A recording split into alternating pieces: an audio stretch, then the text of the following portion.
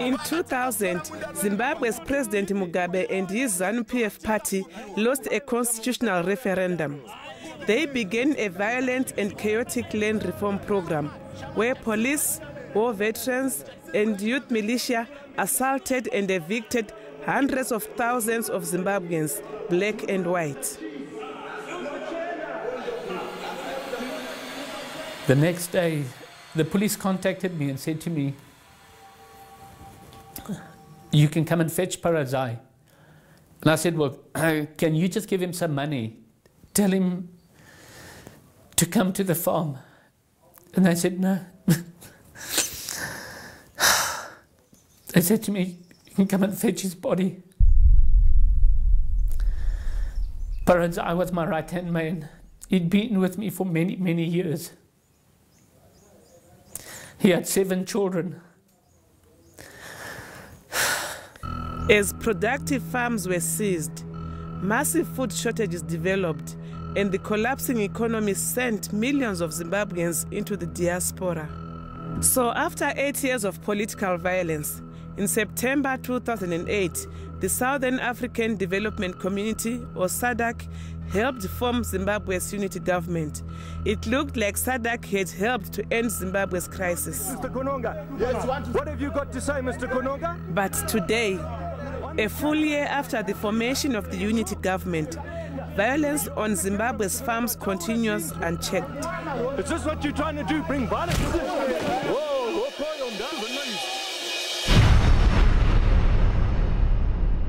My name is Gapwuz. I'm the General Secretary of the General Agriculture and Plantation Workers Union of Zimbabwe, the largest trade union in the country. Prior to the land reform program, we used to have a membership of 150,000, but today we have 25,000 members left. This is an appeal to SADC leaders to end violence on Zimbabwe's farms. In Chegutu alone, there have been 10,000 people affected by this violence in the last few months. But Chegutu is only one district. Across the country, 1.9 million farm workers and their families have been in this situation since land reform began. About 15% of Zimbabwe's population lived and worked on the farms. 71% of farm workers have been evicted and are living on handouts from donor agencies. This is the story of just 3 of the farms that have come under attack in the last 12 months, and the farmers and the farm workers whose livelihoods have been destroyed. It is also the story of their attempts to use the regional court, the SADC tribunal, to achieve justice. Usasa Seedlings used to produce seedlings for farmers across the country.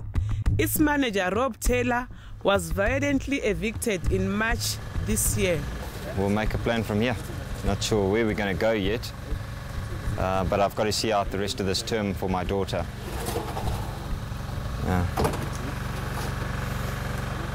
Stockdale Farm is owned by the Etheridge family. It was one of the largest citrus-producing farms in SADC, until it was violently taken over by Edna Madzongwe, the president of Zimbabwe's Senate. Yeah, we cannot get a single thing off the farm. If we try and get back onto the farm, we get shot at by police, or we get chased away by the Madzongwe people. Since the formation of the unity government, Chegutu farm workers have been assaulted, shot and murdered. Hazvinzwisisiki chezvokuti sei vari kuramba chingutitumira kutadza kugara zvakanaka chaiko chaiko chagara chaiko kana mudzimba machiona chaiwo munongotya kuti unogona kungotya ndogona kungotorwa ndongonodhisapiswa ndourayiwa zvinhu zvakaoma.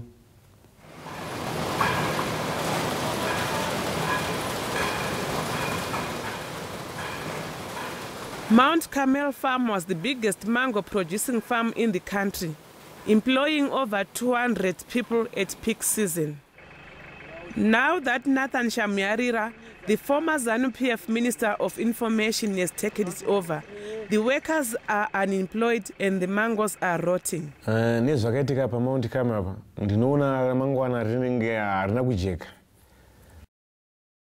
Izvi zvanogona kuuya pabangu vachiti handiri kutovhurira inji ini akatakura futi ndiri kumberi ndoenda kuvhura inji sei chii chinoreva futi kuti ndikufudzwa here nefuti kana kuti ndikumanikidzwa kushanda ndisingadi. Moyo wangu urikuvatsika kana namanje izvozvi ndichirikuvatsika haisi kaindi kuti ndingawire nhanda imhondo vanhu akadaro ivanhu havasi kuda kuvaka nyika vakuda kuparadza nyika. We may well lose our home as well, but that's not going to stop us.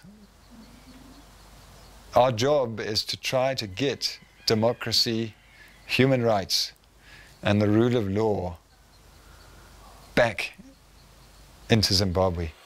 But the story starts a few years ago when Mike Campbell and his son-in-law Ben Frith challenged the takeover of Mount Carmel in Zimbabwe's courts. And we went to the Supreme Court knowing that we would lose. The judges, it is very clear, are appointed by the president for political ends. All those Supreme Court judges, certainly the ones that we got, had all received farms. Needless to say, the farmers lost. So in 2007, Mike Campbell decided to appeal to the SADC tribunal against the takeover of Mount Carmel. Europe doesn't want to recognize what SADC and Africa have done. Who then is the real judge? The SADC tribunal is an international court and one of the official organs of the Southern African Development Community, or SADC. It was signed into existence in 1992 by Mugabe himself and a dozen other Southern African leaders. The tribunal acts as a court of appeal above the highest courts in the SADC countries.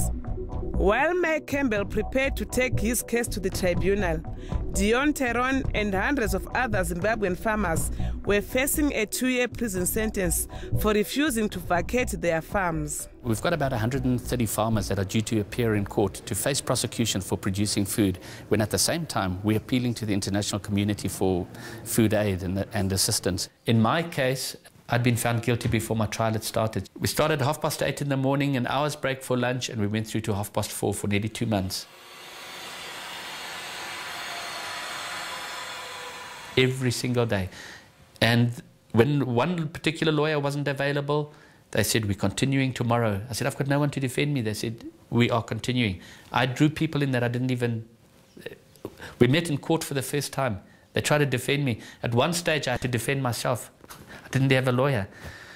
That's how it was railroaded. I was not allowed to give documents as evidence. I wasn't allowed to call any witnesses. They called all their witnesses. I was not allowed to call any witnesses. And then when it was our turn to counter the legal arguments, they call it final submissions, I think. We weren't even allowed to do that. I was just told to stand for judgment. Anyway, I stood and I was found guilty. It was an absolute farce. It was a kangaroo court.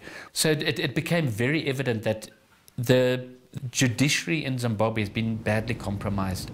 So Toen and 77 other farmers decided to join Campbell and